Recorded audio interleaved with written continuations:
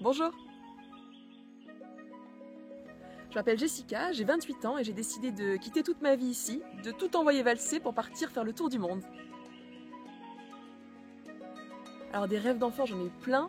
J'ai voulu être championne de France de gymnastique, ou championne du monde de gymnastique, enfin championne de gymnastique quoi. J'ai voulu être actrice aussi, parce que mon rêve c'était d'embrasser DiCaprio. C'est pas le côté artistique du métier d'acteur qui me faisait rêver, hein. C'était voilà, Titanic, c'était la belle époque. J'ai voulu être archéologue, non égyptologue, c'était égyptologue que je voulais être. Alors le déclic, je me rappelle très bien, je l'ai eu durant une nuit d'insomnie. Alors on dit souvent que la nuit porte conseil, et je crois que c'est vrai au final, mais il y avait eu toute une somme d'événements qui a fait que cette nuit-là, je me suis dit mais n'attends pas plus longtemps, va réaliser ton rêve c'est de faire le tour du monde, et même si t'es toute seule, même si t'as pas un amoureux qui va t'accompagner, ou si t'as pas, j'en sais rien, quelqu'un qui a le même rêve que toi pour partir le réaliser ensemble, bah c'est pas grave. Cette nuit-là, j'ai pris la décision, et une fois que la décision elle est prise, y a plus qu'à en fait. Je crois que c'était le plus dur, c'était de prendre la décision. Et une fois qu'on est lancé, il faut maintenir le cap. Alors dans les conseils, je dirais qu'il faut pas avoir peur de prendre des risques, faut pas avoir peur de se lancer.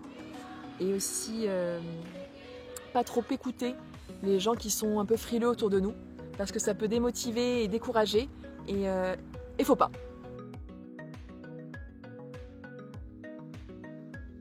Alors ce qui a changé, concrètement déjà j'ai plus d'appart, hein. Donc là mon objectif c'est d'essayer de faire rentrer toute ma vie dans 15 kilos de sac à dos sur un an.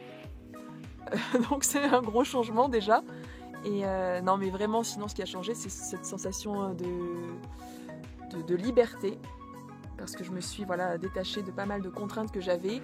Et cette sensation d'être intègre et d'être en harmonie avec mes choix.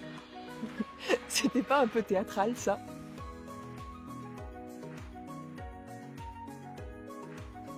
Des culottés que j'admire, il y en a plusieurs. Déjà je dirais mon père. Ah ouais, mon père c'est le culotté en chef. Il se bat pour ses idées, il va au bout de tous ses projets, et vraiment je l'admire pour ça, et c'est lui qui m'a donné la niaque justement d'aller au bout de tout ce que j'entreprends.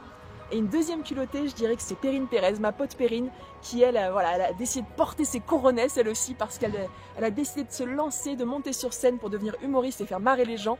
Elle a un talent fou, et c'est peut-être elle la prochaine culottée interviewée, non? Si vous voulez en savoir un petit peu plus sur ce que je vais faire pendant ce tour du monde, eh bien, je vous invite à aller liker la page Mes Petits Bouts du Monde. Vous y découvrirez mon projet avec les enfants et l'association Enfants à l'hôpital. Merci.